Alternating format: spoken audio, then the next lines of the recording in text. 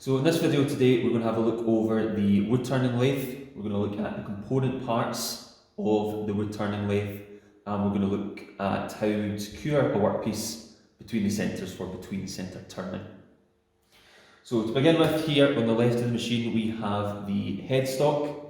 The headstock is where the motor is housed, so this is where all the power for the machine comes from, and the motor drives the forked centre, sometimes called the driving fork. Okay, so I'm not going to remove the fork centre from the lathe today. We'll probably have a look at that in a bit more detail in a future video where we look at the tools that we will use on the wood turning lathe. So as I was saying, yes, on the left here we have the headstock, and that's where we would find our forked centre. Okay. Opposite to the headstock we have the tailstock. Okay, the tailstock is adjustable. We can use the hand wheel here to fine tune. I can use the locking lever here to slide the to slide the tailstock forwards and backwards. The tailstock and the tool rest both move along this part here, which we call the bed. Okay, this is the bed of the lathe. So the tailstock, if I loosen this off here, and the tool rest both move freely across the bed of the machine. Okay, there's no power driven to the tailstock, there's no power within the tool rest. All the power comes from the motor, which is housed in the headstock. So I can slide my tool rest back towards the headstock, I can slide my tailstock back towards the headstock. And what we're going to do now is prepare the lathe for between centres turning. We also have our dust extraction system here. Again, that's fairly adjustable. There's a guard on that as well, which you can bring down, and I'll show you that once we've secured the workpiece in place. So I have a pre-prepared blank here, which has been planed down to a hexagon.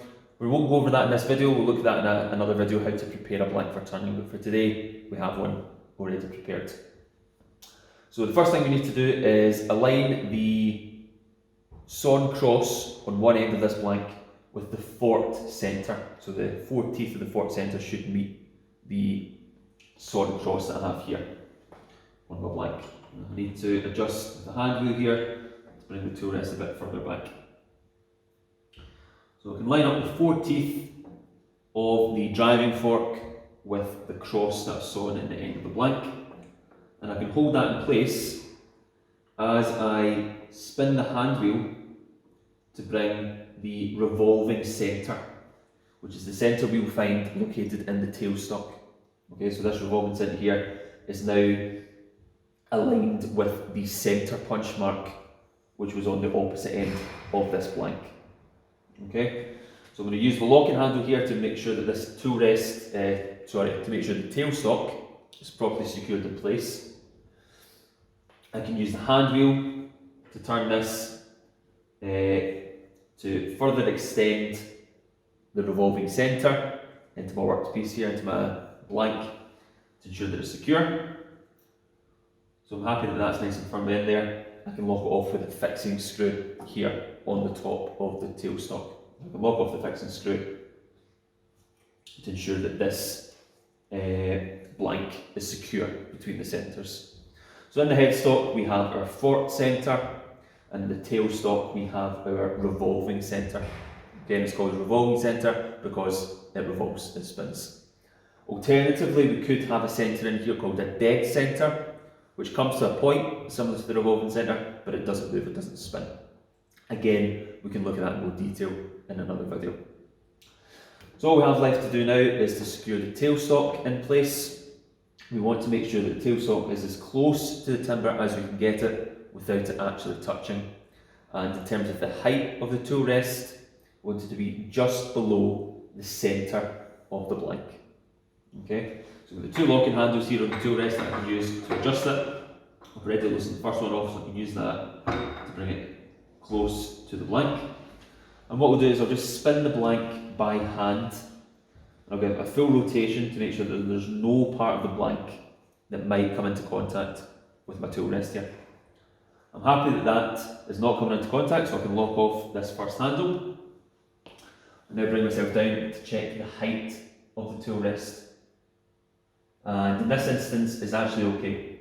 I'm happy with the height there, I'm happy that that's just below the centre of the blank. If I did need to adjust it, I would use this handle here. For the purpose of this video, just slapping it off to show you what would happen. I can adjust the height of the tool rest when I loosen this handle off, and I also adjust the angle of the tool rest by loosening this handle off here. So just reset that to where it was, bring it back up to just below the centre, and I'll ensure that it's nice and straight before I lock it off in place. I'll give this one final check, turning by hand to make sure that it's not going to come into contact with the tool rest before I turn the machine on. And I'm happy that I'm not getting any contact there. So the blank is secured between the two centres, between the driving centre, the forked centre, in the headstock, between the revolving centre and the tailstock is nice and secure.